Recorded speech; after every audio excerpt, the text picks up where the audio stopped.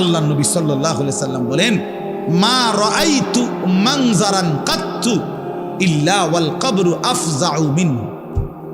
রাসূলুল্লাহ বলেন, হযরত ওসমান বর্ণনা করেন যে আমি নবীজির জবানে শুনছি, নবীজি বলছেন, হে আমার উম্মত, আল্লাহর কসম উম্মত, কবরের চাইতে অধিক ভয়ানক কোন আযাবের দৃশ্য আমি রাসূল মুহাম্মদ দেখি নাই, আমি দেখি। রাসূলুল্লাহ সাল্লাল্লাহু আলাইহি সাল্লাম বলছেন। প্রিয় ভাই আমার, আল্লাহর নবী সাল্লাল্লাহু আলাইহি সাল্লামের সরাসরি হাদিস, যে ব্যক্তি কবরের 3টা প্রশ্নের জবাব দিতে পারবে না, রাসূলুল্লাহ সাল্লাল্লাহু আলাইহি সাল্লাম বলেন, আল্লাহ তাআলার পক্ষ থেকে তখন ফেরেশতাদের কাছে ঘোষণা আসবে, আফরিশুহু মিনান নার ওয়ালবাসুহু মিনান নার ওয়াফতাহু লাহু বাবান ইলান নার। আমার এই নাফরমান বান্দার কবরে জাহান্নামের বিছানা বিছিয়ে দাও, জাহান্নামের পোশাক পরিয়ে দাও, আর জাহান্নাম বরাবর তার জন্য কবর থেকে দরজা খুলে দাও।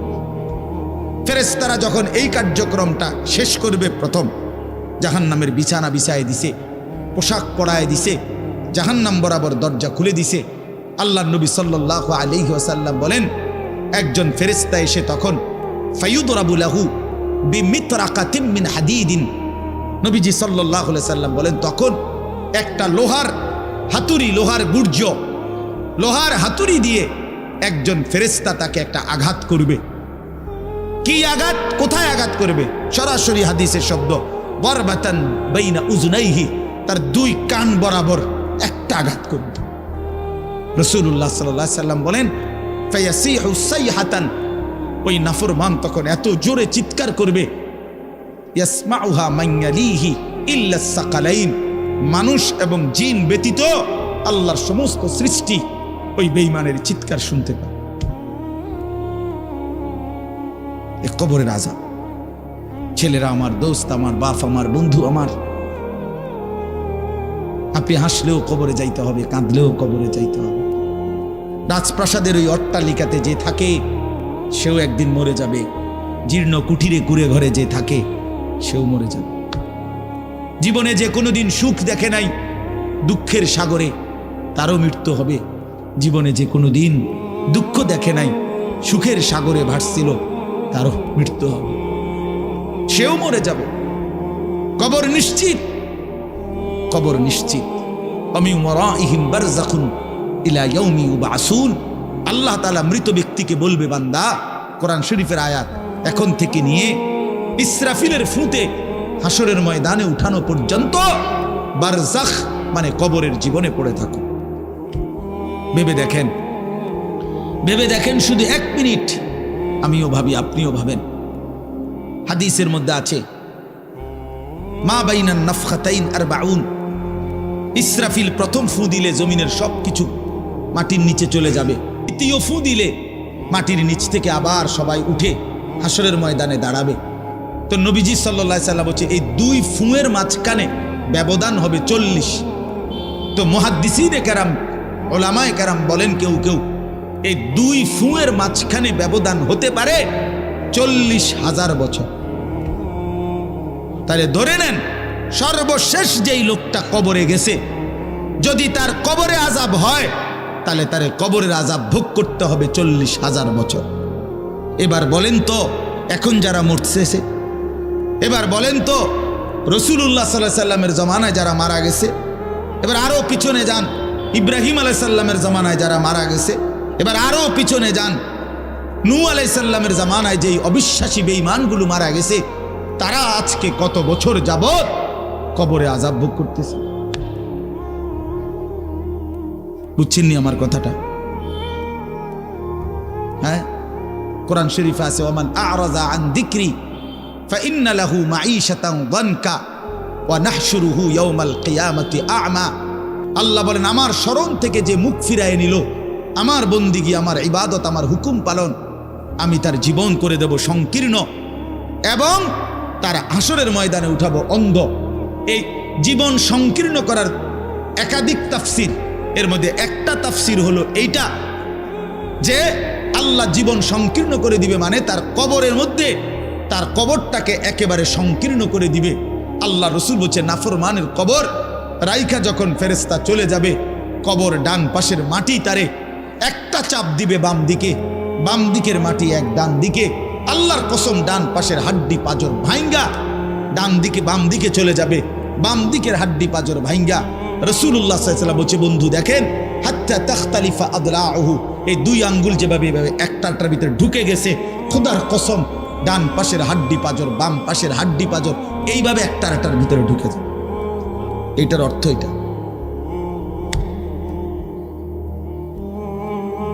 হ্যাঁ, রাসূলুল্লাহ সাল্লাল্লাহু আলাইহি সাল্লাম একদিন হযরত বারা ইবনে আযিব রাদিয়াল্লাহু তাআলা আনহু থেকে বর্ণিত, নবীজি একদিন এক সাহাবীর জানাজা পড়তে গেছেন।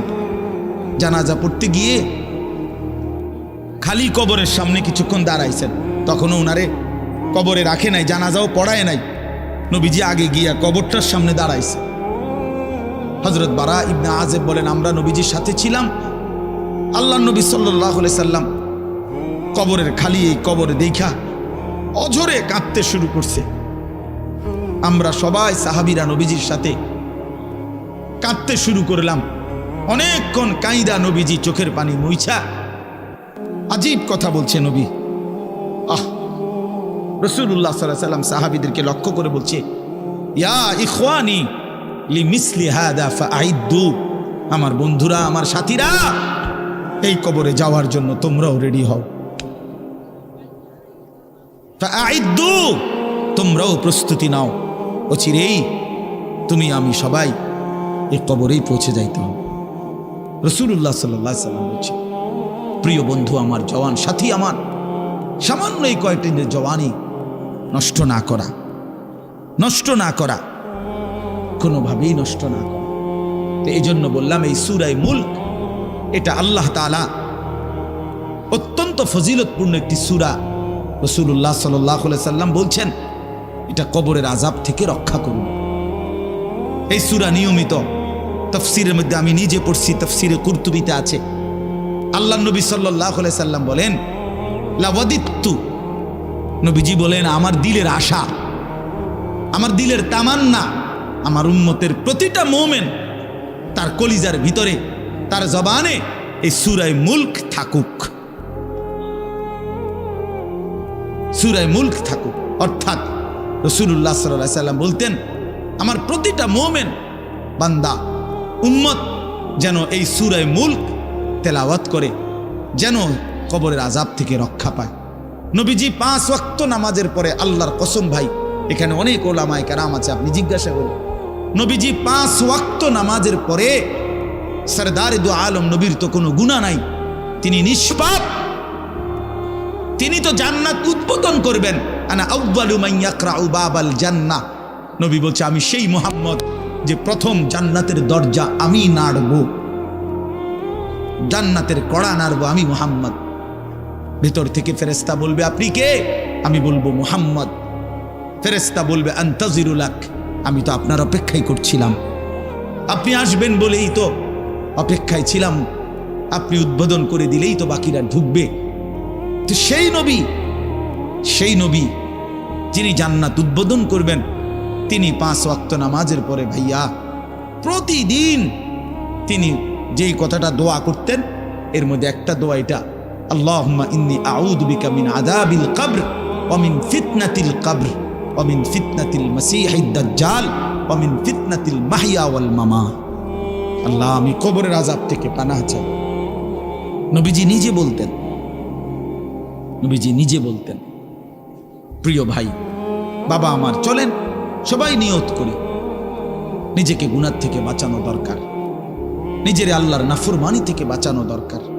আল্লাহ তাআলা বলেন, ইন্নাল্লাযীনা ইয়াখশাউনা রাব্বাহুম বিল গায়ব, আমি আল্লাহকে না দেখে, আমার কথাগুলো আখিরাত সম্পর্কিত, এগুলোকে না দেখে যারা আমি আল্লাহকে ভয় করে, আখিরাতকে ভয় করে, জাহান্নামকে ভয় করে, কবরকে ভয় করে, আল্লাহ বলেন, তাফসীরের মধ্যে লিখছে, ভয় করে মানে হলো গুনাহ বর্জন করে। কোন ব্যক্তি আল্লাহকে ভয় করে, খোদার কসম, এই কথার অর্থ হলো গুনাহ ছেড়ে দেয়। যে গুনাহ ছেড়ে দেয় সে আল্লাহকে ভয় করে, যে আল্লাহকে ভয় করে সে গুনাহ ছেড়ে দেয়। কোনো নাফরমান আল্লাহকে ভয় করে না, আল্লাহকে ভয় করলে গুনাহ করতে পারে না। বুঝেন নাই বাংলা কথাটা? এটা কাগজের এপিট ওপিট, কাগজের এই পিঠ ওই পিঠ, এই পিঠে যদি লেখা আছে আল্লাহর ভয়, তো ওই পিঠে লেখা থাকবে গুনাহ বর্জন। যে গুনাহ ছেড়ে দেয় সে অটোমেটিকলি আল্লাহকে ভয় করে, যে আল্লাহকে ভয় করে সে গুনাহ বর্জন করে। এই জন্য তাকওয়ার অর্থ আল্লাহর ভয়, এটার প্রথম অর্থ হইল গুনাহ বর্জন। মান খাশিয়ার রহমান, আল্লাহকে ভয়, এটার প্রথম অর্থ গুনাহ বর্জন, গুনাহ বর্জন। আমার শায়েখ আল্লামা মুফতি মুশতাকুন নবী সাহেব সব সময় চিল্লায় মাহফিলে, অনেক সময় আহাজারি করে বলে যে বাপ, গুনাহ আগুন, গুনাহ আগুন, গুনাহ আগুন। প্রতিটা গুনার পিঠে ওই পিঠে আগুন আছে। নারীর প্রতিটা বেপর্দা দৃশ্যের মধ্যে খোদার কসম আগুন জ্বলে। ওই সিনেমার নর্তকীর শরীরে আগুন জ্বলে, ওই নায়িকার শরীরে আগুন জ্বলে, মোবাইলের ওই অস্থির ছবির মধ্যে আগুন জ্বলে, মদের আড্ডায় আগুন জ্বলে, জুয়ার আড্ডায় আগুন জ্বলে, সুদের টাকায় আগুন জ্বলে, ঘুষের টাকায় আগুন জ্বলে, বেপর্দা নারীর শরীরে আগুন জ্বলে। ওইটা রূপ না, ওইটা আগুন, ওইটা জাহান্নাম, ওইটা জাহান্নাম। আল্লাহ তাআলা বলেন ইন্নাল্লাযীনা ইয়াখশাউনা রাব্বাহুম বিল গায়ব, আল্লাহ তাআলা বলেন আমার যে বান্দারা আমার আখিরাত, আমার জাহান্নাম, আমার পরকাল, আমার কবর, এই কথাগুলোকে ভয় করে, আমি আল্লাহকে ভয় করে, না দেখে, না দেখে, আল্লাহ বলেন আমি ওয়াদা দিলাম লাহুম মাগফিরাতুম ওয়া আজরুন কাবীর, আমি তাদের পেছনের সব গুনাহ মাফ করে দেব আর আমার সবচেয়ে বড় পুরস্কার জান্নাত দিয়ে দেব। এরপরে আল্লাহ বলেন ওয়া আসিররু কাওলাকুম আবিজহারু বিহি ইন্নাহু আলিমুম বিজাতিস সুদূর। মানুষের তিনটা অবস্থা কথার ক্ষেত্রে, মানুষ তার অভিব্যক্তির ক্ষেত্রে তিনটা অবস্থা হয়। মানুষ কখনো জোরে কথা বলে, মানুষ কখনো আস্তে কথা বলে গোপনে, আর কখনো মানুষ অন্তরে জল্পনা কল্পনা করে, ঠিক না? এই তিনটাই অবস্থা, তিনটাই অবস্থা। তো আল্লাহ তাআলা বলেন, এনে একটা ছোট্ট তাফসীরের মধ্যে আছে, মক্কার কুরাইশরা, কাফেররা নবীজির বিরুদ্ধে দিবানিশি ষড়যন্ত্র করত, বুঝছেন? তো ষড়যন্ত্র করতে বইলে মাঝে মধ্যে এই বেকুবরা বইলে কইতো আস্তে ক, আস্তে, এই আস্তে ক বেড়া, আসিররু, আস্তে কথা বলো, কাই লা ইয়াসমা রব্বা মুহাম্মদ, মুহাম্মদের খোদা যেন শুনতে না পায়। শুনলে কি অসুবিধা হইব? হেরাই বলতো শুনলে জিবরাইলের কাছে কইয়ে দিব, হে আবার মুহাম্মদের কাছে এসে কই একবারে ফেঁসে পড়ুন। হ্যাঁ, তাফসীরের মধ্যে আছে। আল্লাহ তাআলা বলেন হায় হায় রে বেওকুফ, কি বললি, কি ভাবলি, আল্লাহরেই চিনলি না, আল্লাহকেই চিনলি। হ্যাঁ, অনেক নওজোয়ান হ্যাঁ বেচারা ইয়ারফোন লাগাইলে মনে করে কেউ শুনে না, না ইয়ারফোন লাগাইলেছে আর কি, বুঝেন না? কানের মধ্যে দুইটা বল্টু লাগাইছে, খালাস, আর তো দুনিয়ার কেউ শুনে না। আরে না ফরমান, দুনিয়া কেউ শুনে না সেটা তো কথা না, আর শাজিমের মালিক তো শুনে। ওয়া আসিররু কাওলাকুম আবিজহারু বিহি, রব্বুল আলামিন বলেন তোমরা যদি আস্তে কথা বলো, আবিজহারু বিহি, যদি জোরেও কথা বলো, ইন্নাহু আলিমুম বিদাতিস সুদূর, আল্লাহ বলে শুধু এই দুইটা না বান্দা, আস্তে বলো, জোরে বলো, অথবা অন্তরের ভিতরে যা লুকায়িত করো, আমি আল্লাহ সবটাই পুরাপুরি জানি। এরপরে শেষ অসাধারণ একটা যুক্তি আল্লাহ দেখাইছে, এই শেষ কথা আমার, আলা ইয়ালামু মান খালাক, আজীব কথা। আল্লাহ বলে আচ্ছা বান্দা, তোমার আমি একটা কথা জিজ্ঞাই, তুমি আমার কথাটার উত্তর দাও। এদ্দুর কথা কি তুমি বুঝো না যে আলা ইয়ালামু মান খালাকা, যে সৃষ্টি করলো, যে বানাইলো, তিনি জানবে না, তিনি বুঝবে না, তিনি শুনবে না, এটা তুমি কেমনে ভাবলা? তুমি কও, তোমার বিবেকে কি কও? এতটি ভাত খাইয়া বুঝিয়ে কথাটা বুঝলা না, এতদিন দুনিয়ার থেকে বুঝিয়ে কথাটা বুঝলা না। আলা ইয়ালামু মান খালাক, এই তৃতীয় আয়াত। আল্লাহ বলেন যিনি সৃষ্টি করলেন তিনি জানবে না? যে কোম্পানি এটা বানাইছে সে জানে না এখান দিয়ে কথা বলে না, এখান দিয়ে কথা বলে? কথা বলেন না কেন? তো যিনি সৃষ্টি করলেন আল্লাহ, আমরা কি করছি না করছি তিনি আমাদের কথা জানবেন না? কথা বলেন না, বলেন না, শুনেন তিনি? আল্লাহ শুনেন কিনা, দেখেন কিনা? জানেন কিনা? ওহুয়াল লতীফুল খবীর। আল্লাহ বলেন তিনি সূক্ষ্ম থেকে সূক্ষ্ম, বিন্দু থেকে বিন্দু সেটাও জানেন। খবীর, পুরা সৃষ্টির খবর একসাথে তিনি পূর্ণ রাখেন। এজন্য দোস্ত আমার, রাত 2টা বাজে, নওজোয়ান মনে করছে চারিদিকে কেউ জেগে নাই, সবাই ঘুমায় গেছে। এজন্য সে মোবাইলের উলঙ্গ ছবি দেখছে। আল্লাহ ডাক দিয়া বলে, আনিস আমি আছি। মালিক ডাক দিয়া বলে, আলাম ইয়ালাম বিআন্নাল্লাহ ইয়ারা। তুমি কি এই ভেবেছো তুমি জানো না বান্দা, আমি যে সারাক্ষণ তোমাকে দেখি। আল্লাহ তাআলা রাতেও দেখে, দিনেও দেখে, একাকীও দেখে, প্রকাশ্যও দেখে, অন্ধকারেও দেখে, আলোতেও দেখে। 7 আসমানের উপরে কোনো ফেরেশতা হাঁটলেও মালিক দেখে, 7 তবক জমিনের নিচে কোনো পিঁপড়া হাঁটলেও মালিক দেখে। আটলান্টিক মহাসাগরের যে প্রাণী গভীর তলদেশে, আল্লাহ তাকেও দেখে। হিমালয়ের সুউচ্চ চূড়ায় যে প্রাণী, আল্লাহ তাকেও দেখে। ওয়ায়ালামু মা ফিল বাররি ওয়াল বাহর, জলে স্থলে যা আছে আল্লাহ বলেন সব তিনি জানেন।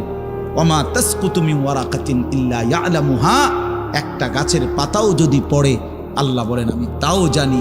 ওয়ালা হাব্বাতিন ফি যুলুমাতিল আরদ, মাটির তলদেশে যেই চারা দানা বীজ তোমরা রোপণ করছো, বপন করছো, আল্লাহ বলে কোন দানা কোন চারা আমি তাও জানি। ওয়ালা রতবিন ওয়ালা ইয়াবিসিন, শুকনায় কি আছে ভিজাতে কি আছে আমি সব জানি।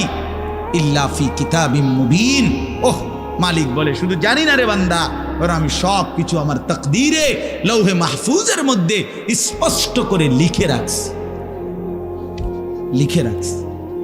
লিখে রেখেছি। অতএব বাপ আমার, বন্ধু আমার, দয়া করে মেহেরবানি করে এই মাহফিলগুলো আসলে আপনাদের কাছে কোনো 23 বছরের পুরা ইসলাম বুঝানো, একদিনে 1 ঘন্টা, এটা না। অর্থ হলো বিবেকটা জাগানো, অনুভূতিটা একটু জাগানো, ঠিক না? একটু যেন মানসিকতাটা বাড়ে, একটু মানসিকতাটা যেন পারে। দুনিয়া ভুলেন, আখেরাত ফিকির করে, আখেরাতের ফিকির করে। যুবক ভাই নিজের ক্ষতি করেন না, নওজোয়ান ভাই নিজের ক্ষতি করেন। আল্লাহর ওয়াস্তে ভাইয়া, চরিত্রহীনতার এই জিন্দেগি সুখ দেয় না। কোনো পাপী সুখে নাই, কোনো হারামখোর, কোনো মদখোর, কোনো গাঁজাখোর, ফুট্টাখোর, বাবাখোর, ডাইলখোর, ইয়াবাখোর, একটাও নাফরমান সুখে নাই। কোন বেপরদা নারী সুখে নাই। আমি চ্যালেঞ্জ করলাম, কোন হারামখোর, সুদখোর, গাঁজাখোর একটাও সুখে নাই। কোন নাফরমান সুখে থাকে না বন্ধু। সেজদাতে সুখ আছে, আল্লাহকে ডাকলে সুখ আছে, মালিকের সেজদায় সুখ আছে। এজন্য চলেন ইনশাআল্লাহ, নিয়ত করি আল্লাহকে ডাকবো ইনশাআল্লাহ। হারাম ছেড়ে দেই, আল্লাহর নাফরমানি ছেড়ে দেই। আল্লাহ আমাদের সবাইকে কবুল করে নেয়।